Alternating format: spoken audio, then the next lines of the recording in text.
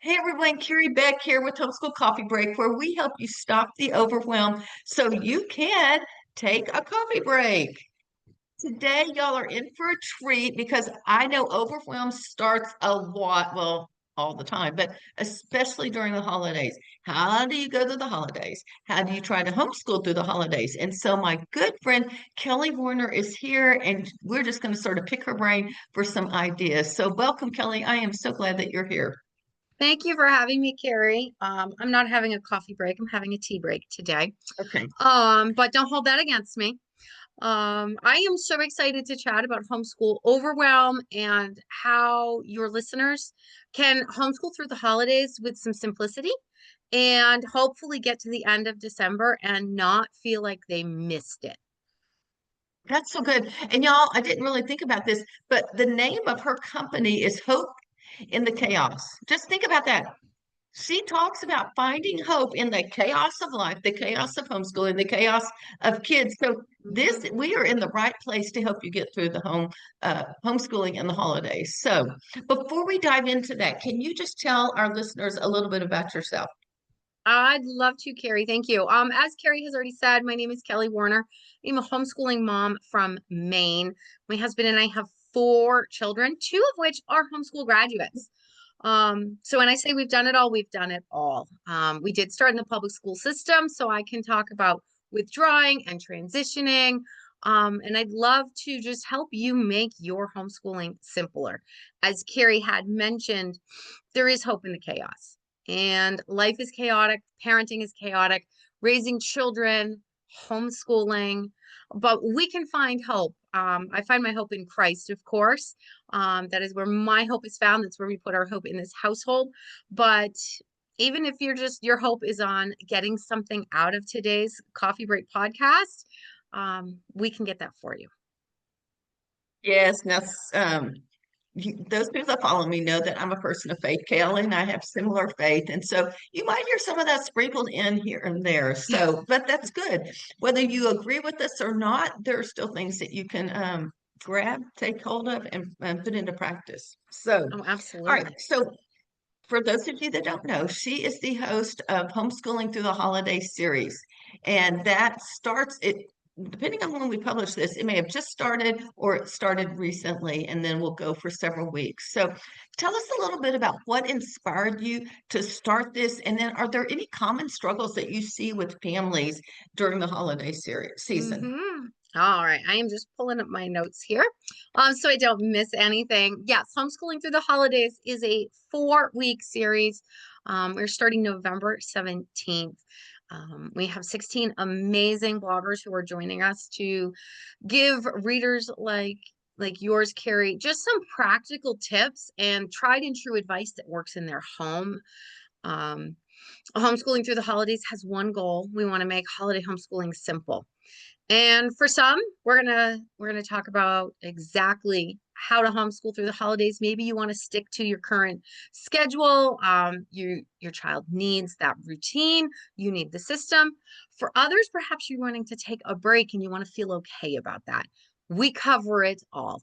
Homeschooling through the holidays, of course, we're in our third year, and I'm so excited. Every year, our contributors bring a fresh perspective, some new ideas. And this whole series was dreamt up, Carrie. I was thinking about this earlier today. Actually in my bathroom. I was I was getting ready. I was dealing with the hustle and the bustle and the stress of it all. I was a newer homeschool mom and just thinking about how do I make this all work? How does my family make this all work? It just seemed like every year the holidays brought in more stress and more chaos. And I said, my readers feel the same. I know they absolutely are dealing with what we are. There's nothing new under the sun. And so I talked to some of my mentors. I think I might have even bounced some ideas off of you, Carrie, in the first year of the series, because this was a huge undertaking. This was the first time I had ever put anything like this together. But I had a mission. And the mission was to help other moms who were already in that October time of the year and feeling the pressure to homeschool well, to host the holidays well, and to do it all with cheer and with joy, and to never let anyone know that it's hard or that it's difficult. I've been really open with my audience, Carrie, about the struggles of homeschooling. And part of the reason I do that is because when we started, which was more than a decade ago, right? Our homeschool journey is long. Nobody wanted to talk about it. Everybody, we all talked about the happy parts of homeschooling, and those should be celebrated, right? We are in the season of gratitude. We are having, we are being grateful and having positive attitudes, and those are good things. But sometimes we also just need someone to come along and say, the season's rough, and that's okay. And just someone to be with you. So that is kind of where homeschooling through the holidays began. I know that's kind of a roundabout answer.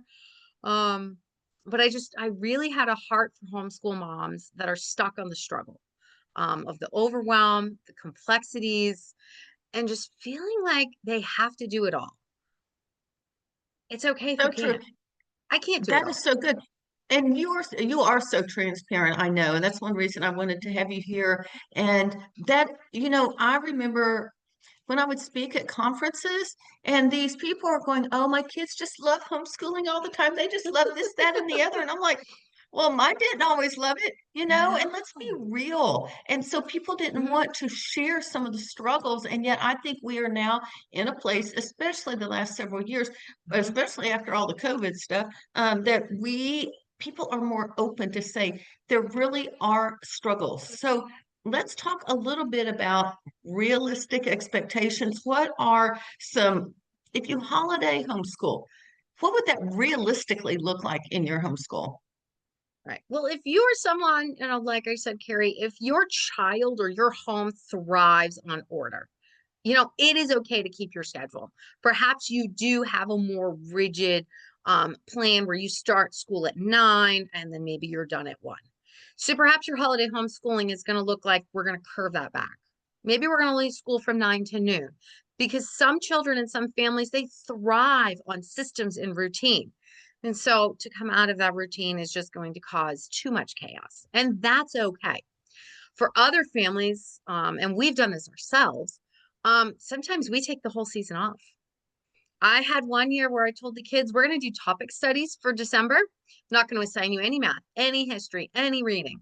And it's not, and we're going to learn. My kids studied geography, they studied history, they studied mechanics, all through topics. One was studying hunting, so he learned about guides and hunting and different rules, and it led to animal studies as well. I had one that wanted to study the radio. So he learned about the history of the radio and radio programs, which does naturally lead into podcasting because that's a very similar medium. Um, I can tell you, Carrie, we've done the rigid holiday homeschool where I didn't leave any margin. And I was debating if I wanted to share this story because it makes me look awful. Um, But one of our very first years, we had a program that had 180 days of learning. And I was a new homeschool mom. I am very orderly, very by the book. I like structure. And so I had divided up all of our resources. I had scheduled all of our breaks, and kids get sick. And I didn't leave any wiggle room for sick days. So my poor son, while the rest of us were on Christmas break, was still learning because he had had some sick days. And I made him sit there and do the work because that's what I thought homeschooling was. I was sucking the joy right out of it. So when I say I've made every mistake in the book, I'm not exaggerating. I am not trying to make anyone think that, I'm just talking out of both sides of my mouth. When I say that I've made mistakes, we've done it. And it's an embarrassing story. It's a horrible story. um, I still feel bad for my son. He's an adult. He has moved on. He is functioning well in his adult years. Um, but I started homeschooling him in middle elementary school. And I thought we had to be by the book. I thought the holiday break started when the work was done rather than when we wanted the breaks to start. And that is so good too, because homeschooling is all about freedom, and It we is. should be able to take the freedom that we have when we are schooling at home or educating our kids at home. That doesn't mean it has to look like the 2-week break that public schools take. I feel very blessed, and I've shared this story before. One of my good friends, we started homeschooling when my daughters were in third and fifth grade, and she'd been homeschooling our same ages as my kids since the beginning, kindergarten. And she told me in November, she says, Carrie, one thing we've always done is we take the month of December off and we make our homeschool centered on Christmas. And I was like, and I was a public school teacher, check those lesson plans, scope and Hmm. sequence, all that stuff. But I was like, okay, I'm going to follow this because one of the reasons we wanted to homeschool was to get away from that system. And so we did that first year. That didn't mean they quit learning. It just didn't look the same like your radio or your hunting or whatever. For us at that age, we centered everything on Christmas kinds of things. I mean, because when I taught school every year, even in the public school, we did a Christmas around the world unit study.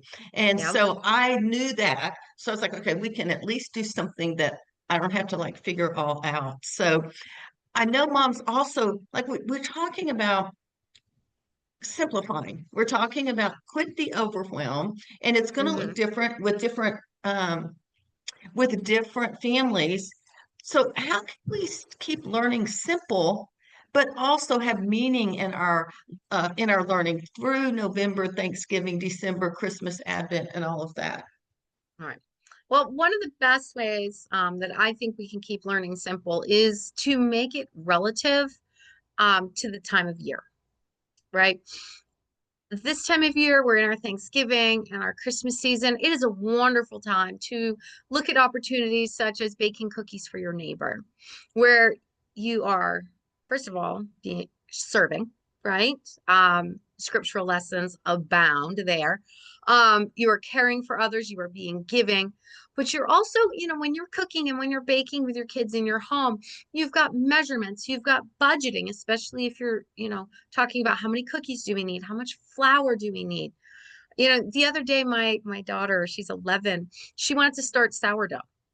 And so there we are at 9 o'clock at night talking about ratios, talking about flour, water, and starter. We're talking about how long it has to rise. And you can do things like that. You can do scripture copy work. It's a fabulous time.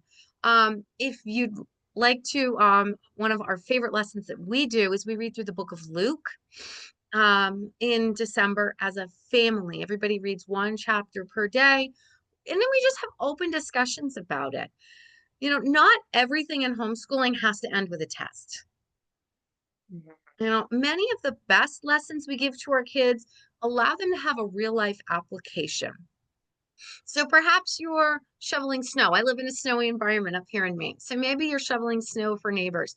Perhaps, if you know a family that is affected with some food insecurity, maybe you're doing some secret Santa stuff, or you're just delivering a welcome basket.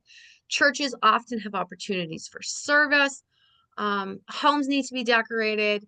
If you have any interest in the shoebox program, which I think this might come out after the collections, but the shoebox program is a wonderful way to homeschool through the holidays and to really give an applicable lesson to your children that they can carry well into adulthood.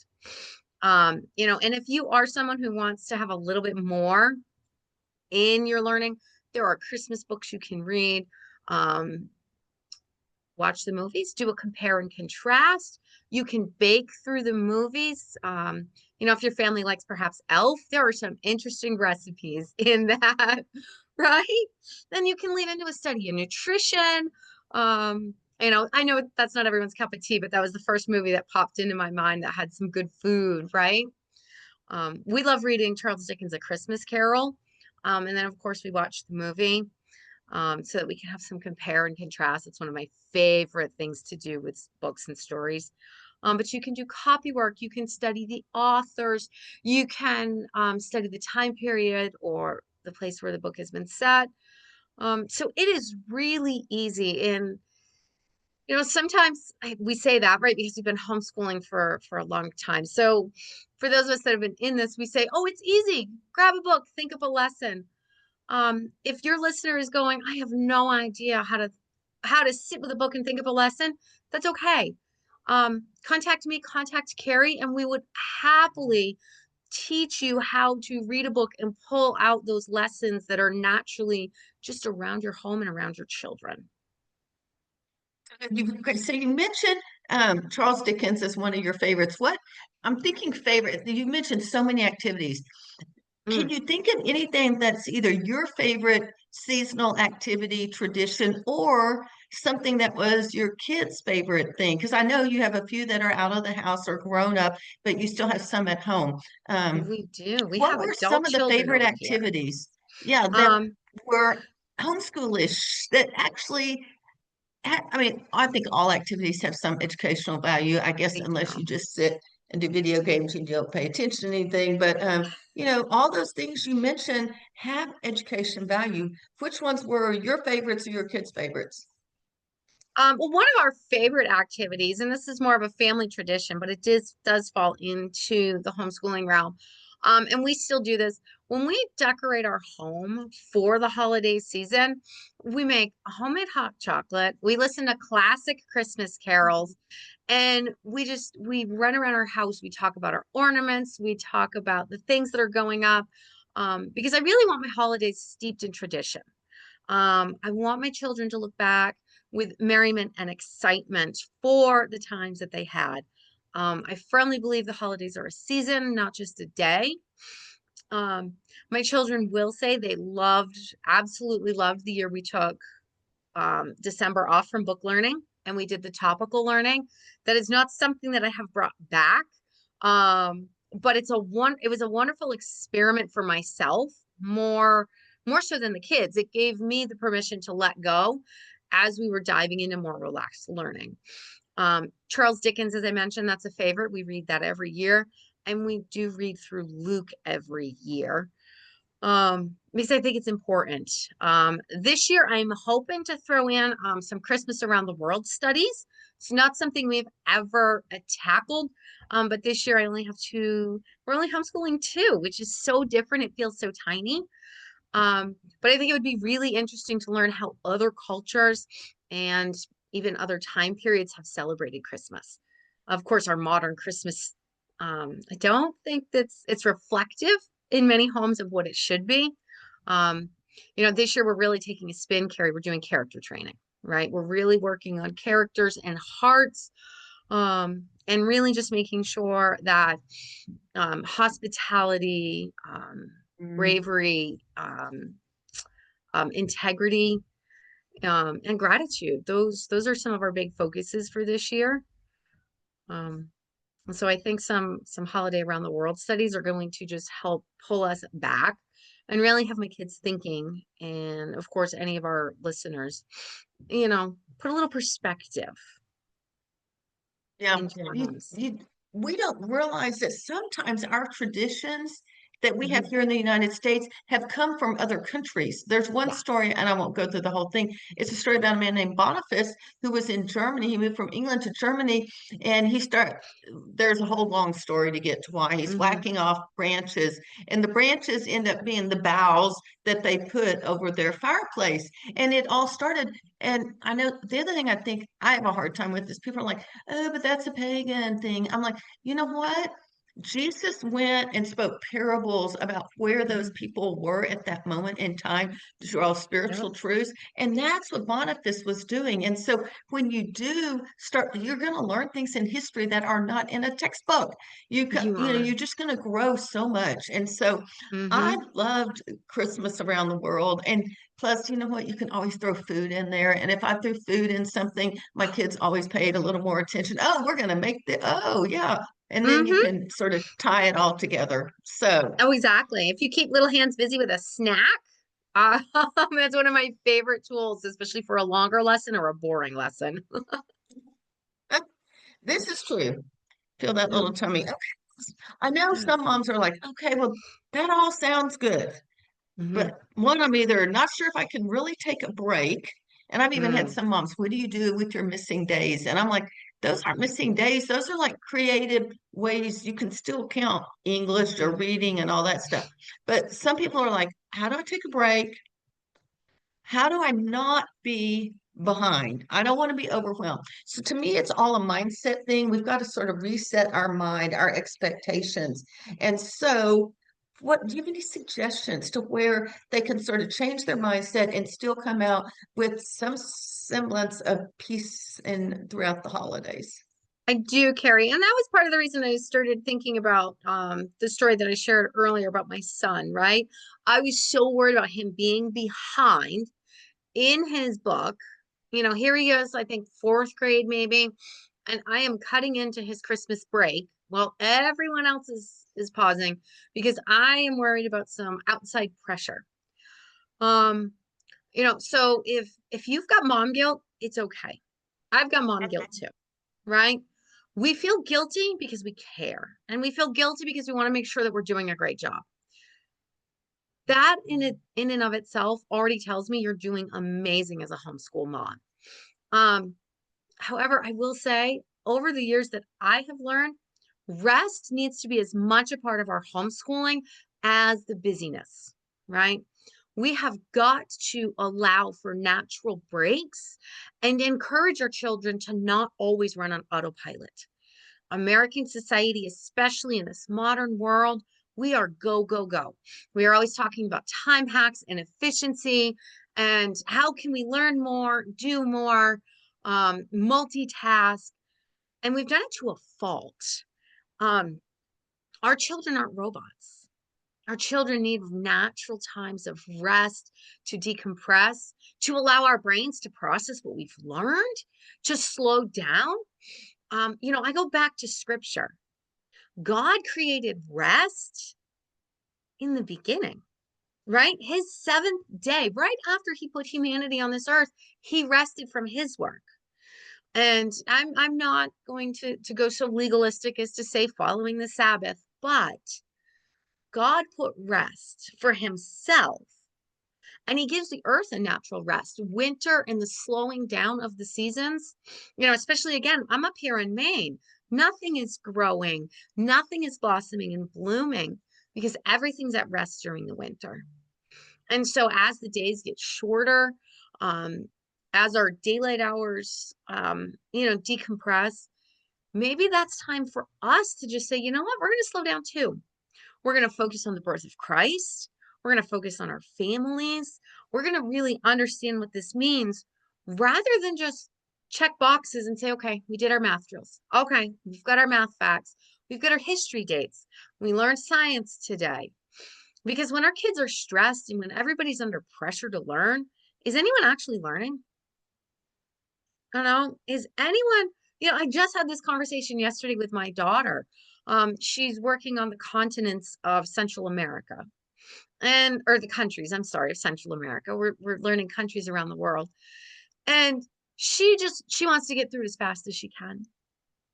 Well, English is her primary language. So some of these country names like Belize, she's just reading them off the map. She's saying them all wrong. Ecuador, El Salvador. And I'm like, let's slow down. And she's like, it's already 3 o'clock in the afternoon. That's okay. Learning can happen on the weekends, can happen in the evenings. And it often happens best when we have our children's attention, when we have their curiosity, and when we can make it fun. Our children are programmed for fun. And so when, I go back to that story, my son was not learning that year. I was just drilling him, finish the workbook, finish the worksheet, finish, go, go, go, go, go.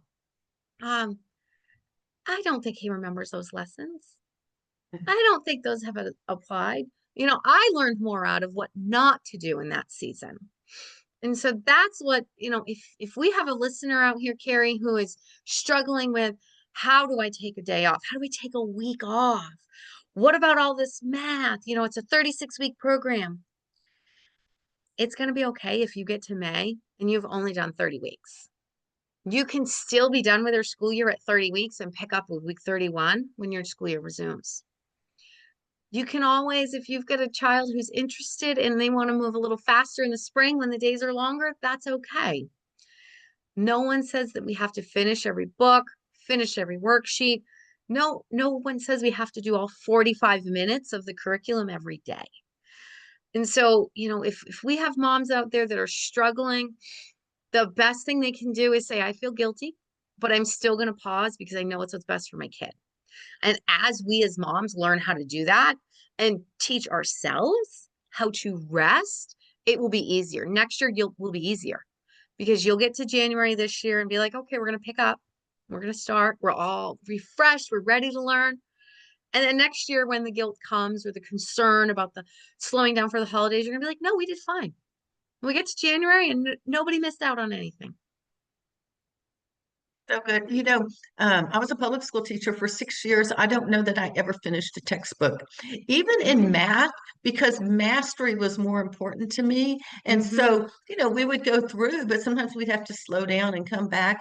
And so I think that is an artificial pressure that moms are putting on themselves. They're comparing themselves and thinking they're behind because everyone else is ahead. And those people aren't telling you the whole story anyway. So, and I love the idea of rest. I probably would get on the Sabbath soapbox because I totally believe that we do need a rest. Our bodies do. And We do. when I think about between Thanksgiving and Christmas, we have 4 weeks of Advent. And Mhm. you can take that Sunday and spend some time, not in education, but just discovering what I don't know the order: joy, peace, love, and hope are the four Right. The character 4 weeks of qualities of Advent. Advent. And so you could begin that Sunday reading Hmm. something in the Bible about that. That is educational. And sometimes I personally believe that that is more important than whether they know what 3 plus 3 is or whether they know Hmm. trigonometry or the law of physics. Now, I'm not saying those things are unimportant depending on the child, No. but I think we need to always keep our priorities, and we talked about this in the beginning, of our faith, and that we need Hmm. to, this is a perfect time to bring Jesus Christ into our homeschool, into Hmm. our education. So have you seen, I know you've got that focus, you've said Luke 2 several times. Yep. When families prioritize peace over perfection, and Hmm. peace meaning their focus is on Jesus. That is the reason for the Hmm. season. Have you seen some benefits from doing that, or any tips and tricks on how you could do that? Oh, absolutely, Carrie. I'm gonna scroll down because, like I said, I had some notes. Because I didn't want to miss anything, right? I didn't want to get to the end of this and be like, I forgot to talk about this, that, or some other thing. Um, I have been very open with my first few years of homeschooling, Carrie, and there was no peace. Peace was not the priority at all. In fact, my priority was doing better than the public school. That's it. I had pulled my kids out and we were going to do better than them no matter what. And I can tell you that that was the wrong motive. And my relationship with my children suffered during that time. My relationship with my spouse suffered during that time. I quit homeschooling actually during that time because I was going at it with all the wrong motives, was going at it from the wrong direction. Um, it was more about me than anything else, right? Now, when families choose peace over perfection, as you had mentioned, the atmosphere of the home changes. All of a sudden, kids are okay. If they spill the milk, they know maybe someone's going to come help me clean it up instead of someone just coming and lashing out, Maybe they're okay to have, we do this thing in our home, right? We go back and forth with food. Sometimes we have breakfast brownies, right? Mm, Because fun. The kids' love language is fun. And you know what?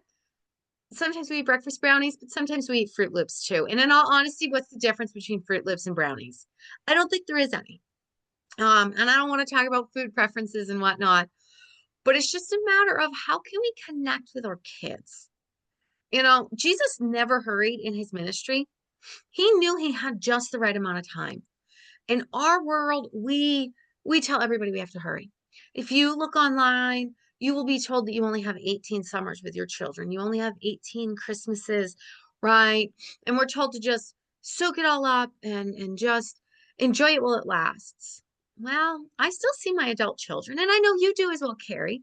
I still see my parents. So we have this fallacy that we need to rush through life. We need to make sure that we're perfectly preparing our kids academically. And we just miss the heart. We need to connect with our kids, especially in this modern world where everything is trying to pull our kids away. The society is set up. Um, social media. And again, I'm not going to touch on some of these things because I don't want to, I don't want parents to think if they're choosing differently, um, that that's somehow bad or wrong. But I firmly believe that when God created the family unit, there was a purpose behind that. The two parents, the children, and God gave us these children. And some of us have parented through many difficult seasons. If you ask any parent that has an adult child, they've got some stories. Um, and that's okay because we can share those stories and we can share those accounts with other moms that are in the trenches, right? Titus 2 talks about sharing, and the elder women are to teach the younger women how to love their husbands and love their children. And I can remember when I read that passage and it clicked. Motherhood might not always be instinctual and natural. We need the village. So we need other homeschool moms. We need Titus 2 moms.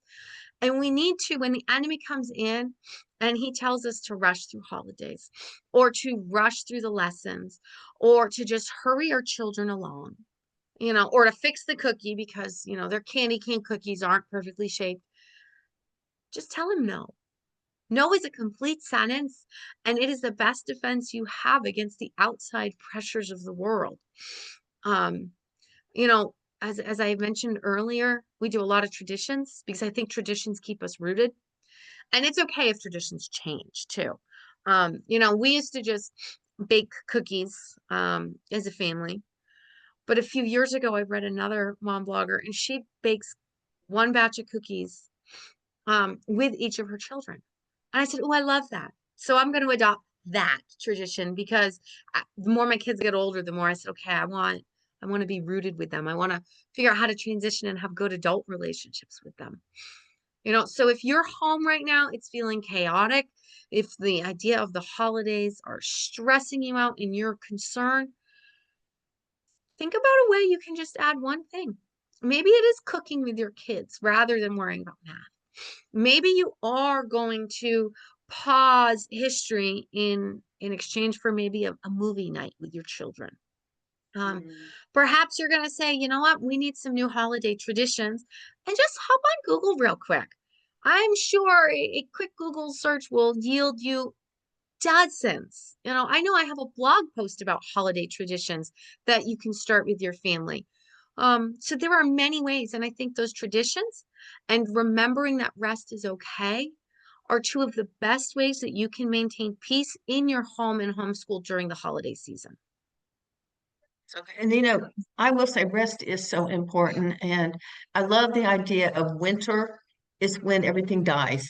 But then at the end of winter, spring comes up and there's beauty Right, and flowers and all of this. So it's right. just a season of the year. And just like Hmm. it's a season of your life, sometimes we do need to rest. And Hmm. I mean, I could get on my soapbox about all the health benefits and all the emotional benefits and Yes. everything. It's more than that, but I mean, if not for no other reason, God tells us to rest. And so we Hmm. need to, and there is beauty after that rest or Yes. that dead season. I do have to share real quickly. You mentioned y'all's the baking with your kids. We Yeah. bake cookies, but my kids sold the cookies that they baked, and then they used the profits to buy a gift. We would choose one missionary Hmm. family every single year, and then they would use the profit to go. This is back before you had Amazon and you could ship all around the world. Like you had to actually go buy it, wrap it, put it in a box, and go to the post Yeah. office to send it over to Europe. But to this day, all three of my kids will tell you that is their favorite Christmas tradition that we Hmm. did. And we also made pumpkin bread. And one of my middle daughter don't like pumpkin bread at all. But when she had to do something at work to represent her favorite family tradition, she baked that pumpkin bread and took it up there and gave it to Oh, everyone else wonderful. because there were just so many memories and it had more purpose than just baking cookies and eating them, or like you said, baking cookies and giving them out to your neighbors. There's so much Mhm. you can do that can add some purpose to it as well. There is. And I know you've actually shared that story before, Carrie, when you I were a know. contributor to homeschooling through the holidays. I have a whole blog post where you shared in depth how people can utilize that in their homeschool. And it is a wonderful tradition. Well, I don't even know how I ever got it, but somehow God laid it on my heart. But You speaking of did. homeschooling through the holidays, how can people learn more about that? Or if they want to get in contact with you, how can they reach out to you? All right. Well, as I said at the beginning, Carrie, homeschooling through the holidays, we're in our third season or our third year. This year we launched on November 17th. Everything's going to be on my website. It's hopeinthechaos.com. And that's the easier way to get through it. We can drop the full URL in the Yeah. show notes wherever people are watching. We do have the two previous seasons as well. If someone wants to catch up, if they want to see your tip on how to do the baking and selling, um, you know, I really want moms to get to the end of the holiday season, whether that's December 26th, whether that's January 1st, wherever, or if you go right through Advent into January. Um, I really want moms to get to the end and be able to say, I enjoyed that, not I survived that. Raising children is a season in life, and it's not one that we need to be surviving. We do need to be enjoying it, and we do need to be finding the opportunities to cling to the hem of the garment, right? Because there are times when it's hard. There are times when it's just downright depressing, and I'm not trying to end on a bad note. But this is where the Lord is leading me. He tells us that we can find rest with him. And so that's part of the reason for the series is to give moms practical tips and advice that allow them to remain centered on Christ, remain focused on their families, and be able to get to the end of the holiday season and just say, I enjoyed that. There are so many people that don't have that opportunity. And, those of us who are blessed enough to be in the homeschool world and to be sharing our knowledge, we have an amazing opportunity to help lift homeschool moms up and to share what we have learned. And, bear one another's burdens, right? And so fulfill the law of Christ as we do that. And so that's where the heart is in this series, which it's 4 weeks long. It is a whirlwind of information. We have some amazing contributors, including yourself. And we have some amazing sponsors. And I can't wait I know that you said you weren't sure if this was coming out during the first week or the second week. But even if this comes out the second week of the series during the week of Thanksgiving, we're going to launch the anchor post, which is the start of the series, and it's going to allow your readers to find all 20 episodes in this year's series. That is awesome. Well, that sort of sums it all up. I was going to ask you if there was anything else you wanted to leave our moms with before we close. You said so many good things. I don't know, but if there is, now would be a great time to do that. Well, I think we talked about this briefly. It never came up in any of the questions, Carrie. I would love to help your audience kind of combat some of the chaos of holiday homeschooling by offering them a free copy of my Ultimate Holiday Planner. It's just a simple way. I'm a planner. And so it is a simple way for them to just jot down all of the things, whether it's hosting holiday parties, finishing up Christmas shopping, wrapping gifts, baking cookies, or other traditions with the kids, and to put it all in just one simple place. So I'm going to have that link available. It's going to be down in the show notes rather than trying to spit it out and have someone, try to type it and remember it. Because I really want to help your audience, Carrie. Like I said, get to the end of the holiday season, whatever that is for them, wherever that date falls, and thoroughly feel like they enjoyed the time. It was memorable. It was peaceful. It was not stressful. Even if there might have been some times where it was kind of a little bit chaotic, because we can handle chaos without letting it overwhelm us. And we do that by having systems, by having tools, and by having support. Very good. Well, Kelly, thank you so much for spending time with us, taking some time out of your day. I really appreciate it. Yes, Carrie, I thank you for having me. You have a wonderful All holiday. right. I am Carrie Beck with Homeschool Coffee Break. We'll talk to you next time.